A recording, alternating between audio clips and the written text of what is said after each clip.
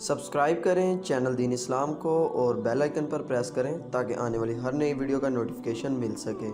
چاند کی گردش سے اور اس کی منازل سے حضرت انسان کو کچھ سمجھایا جا رہا ہے کہ جب تو پیدا ہوا تھا تو چاند کی طرح سارا زمانہ تیرا منہ دیکھنے آیا تھا، تو بھی اس وقت لوگوں کی توجہ کا مرکز بن گیا تھا اور پھر منازل طے کرتا رہا، اور جوانی کی دہلیز پر جب تم نے قدم رکھا اور تو بدر تمام ہوا، جب شباب کی بجلیاں تیری آنکھوں سے ٹپکنے لگی تو پھر تیری نظر کا خمار بھی کئیوں کے دل لوٹتا تھا، کئیوں کی نیندیں اچاٹ کر دیتا تھا۔ جس طرح چاند جب جوبن پہ ہو تو چکور کا دل لرزتا ہے اور سمندر میں جوار بھاٹا پیدا ہو جاتا ہے، لہریں اٹھتی ہیں، طوفان پیدا ہوتے ہیں، تو جب بندہ بھی جوانی کی دہلیز پہ ہوتا ہے تو وہ بھی طوفان اٹھاتا ہے، دلوں میں جوار بھاٹے پیدا ہوتے ہیں۔ تو وہ لمحے بھی آئے کہ تو نے دلوں کی بستیاں اور دلوں کی دنیا پر ہلچل پیدا کر کے رکھ دی۔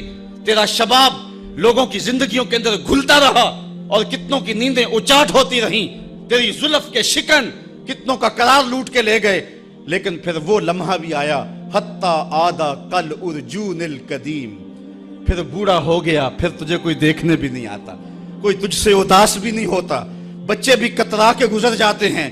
کہا انسان ذرا چاند کی منزلوں کو دیکھ، یہی چاند کتنا پیارا تھا اور آج اسی چاند کو کوئی دیکھتا بھی نہیں ہے۔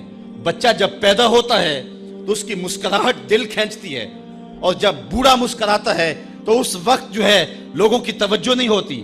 بچے کی زبان جو ہے وہ اڑ اڑ کے جب بولتا ہے تو اس کی توتلی زبان کا حسن دلوں میں نکھار پیدا کرتا ہے، ماں بھی بلہاری جاتی ہے، باپ بھی صدقے جاتا ہے، بہنیں بھی جو ہے وہ قربان جاتی ہیں۔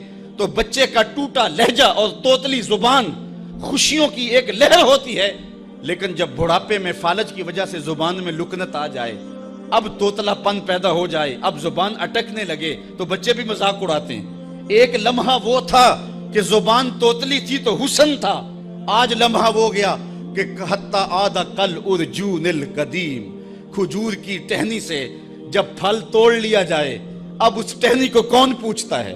جب تک پھل آیا نہیں تھا وہ ٹہنی اچھی لگتی تھی، مالی سنبھال کے رکھتا تھا، جڑوں کو بھی پانی دیتا تھا اور خیال کرتا تھا کہ کوئی ایسا نقصان نہ ہو کہ یہ پودا جو ہے وہ مرجھا جائے۔ پھر جوبن پہ آیا اور جب کھجوریں لگیں تو اس نے پھر رسیاں بھی باندھی اور کھجوروں کو سنبھالنے کے لیے سب کچھ کیا۔ پھر جس دن اس نے اس ڈال سے پھل کاٹ لیا، اب وہ کھجور اجڑ گئی، اب اس کی وہ ٹہنی بے توقیر ہو گئی۔ انسان کی زندگی کا جب شباب لٹ جاتا ہے اور بڑھاپے میں جب وہ کسی قابل نہیں رہ جاتا تو پھر اس کی بھی یہ مثال ہے، حتی آدھا کل ارجون القدیم، جیسے کھجور کی پرانی ڈال ہو۔ اپنی نظر اور شرمگاہ کی حفاظت کریں۔ اس دور کا سب سے بڑا فتنہ یہ ہے کہ نگاہیں پاک نہیں رہی، نگاہیں غلیظ اور گندی ہو گئی، شرمگاہوں میں وہ تقدس نہیں رہا ہے۔ حضور علیہ السلام نے ارشاد فرمایا، من زنا زنیا بہی ولو بہی تانے دارے ہی، جس شخص نے زنا کیا یہ عمل اس کے گھر بھی لوٹے گا، اگرچہ اونچی اونچی دیواریں کیوں نہیں کر دیتا۔ یہ مکافات عمل ہے۔ گندم از گندم بروئے جو جو از مکافات عمل غافل مشو، گندم بو گے تو گندم کاٹو گے، جو بو گے تو جو کاٹو گے۔ نظر کو تقدس دو، نظر کو پاکیزگی دو۔ حضرت لقمان حکیم کہتے ہیں کہ میں کئی نبیوں سے ملا ہوں، کئی نبیوں سے ملاقات کی ہے، اور میں ان سے 2 4 باتیں جمع کی ہیں، اور ان ساری باتوں کو میں نے جمع کر کے 100 باتیں جمع کی ہیں، اور ان کا پھر میں نے خلاصہ تیار کیا ہے۔ ان میں 8 باتیں الگ کی ہیں۔ ان 8 باتوں میں ایک بات یہ ہے، جب کسی کے گھر جاؤ تو نظر کو حفاظت میں رکھو۔ جس شخص کے مہمان بنو، جس کے گھر جاؤ، تمہاری نظر نہ بھٹکنے پائے۔ نظر اگر غیر محرم کو شہوت سے دیکھتی ہے، حدیث میں آتا ہے کل قیامت کے دن جہنم کی آگ سے بھر دی جائے گی، وہ سخت رسوا ہوگا۔ آج میڈیا کی آوارگی اور انٹرنیٹ پہ جو کچھ ہو رہا ہے، ٹیلی ویژن اور سینما جو بدتمیزی پھیلا رہے ہیں، اور موبائل پیکج جس طرح بے حیائی کو فروغ ہو رہا ہے، ہم اس کے خلاف پوری قوت کے ساتھ بند باندھیں۔ اپنی اولادوں کے ہاتھوں سے ناول چھین لو، ان کے ہاتھوں سے جو ہے وہ فلمیں چھین لو، ان کی خلوتوں پہ نظر رکھو اور ان کی حفاظت کرو۔ جس شخص کی نظر پاک نہیں ہے اس کے من میں طہارت نہیں آ سکتی ہے، دل پاک نہیں ہے اس کو جو ہے وہ باطن کا نور نصیب نہیں ہو سکتا۔ وائے قوم کشتائے تدبیر غیر، کار او تخریب خود تعمیر غیر از حیا بیگانہ پیرانے کہن نوجوانہ چوں زنا مشغول تن. کتنی حکمت والی بات کہی اقبال نے. وہ اپنے دور کا دکھڑا سناتا ہے جس دور سے ہم گزر رہے ہیں. اب تو عجیب حال ہو گئے.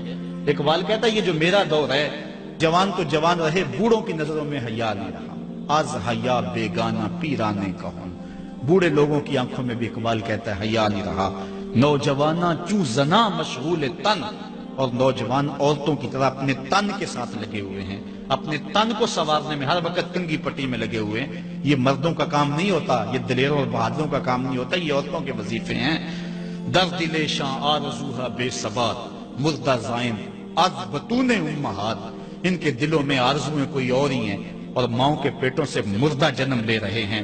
دخترانے او بزلف خود اسیر شوخ چشموں خود نماؤ خردہ گیر. اور قوم کی بیٹیاں اپنی زلف کی خود قیدی ہو چکی ہیں اور ہر وقت جو ہے وہ اپنے آپ کو آئینے میں دیکھتی رہتی ہیں. ساختہ پرداختہ دل باختہ ابروان مثل دو تیغے آختہ. وہ جو گھر کی رونق تھی, جو آبرو اور حیا کا دوسرا نام تھا, آج وہ دل پھینک قسم کی ہو گئی ہے. آہ قوم میں دل سے حق پرداختہ مرد و مرگے خیش را نہ شناختہ. اقبال کہتا ہائے قوم کہ جو مر گئی اور اسے ابھی تک پتہ ہی نہیں چلا کہ میں مر چکی ہوں اور جینے کا سامان نہیں کرتی. حضور نے فرمایا ہر دین کی کوئی پہچان ہوتی ہے, میرے دین کی پہچان حیا ہے. اگر حیا نہیں ہے تو دین ہی نہیں ہے.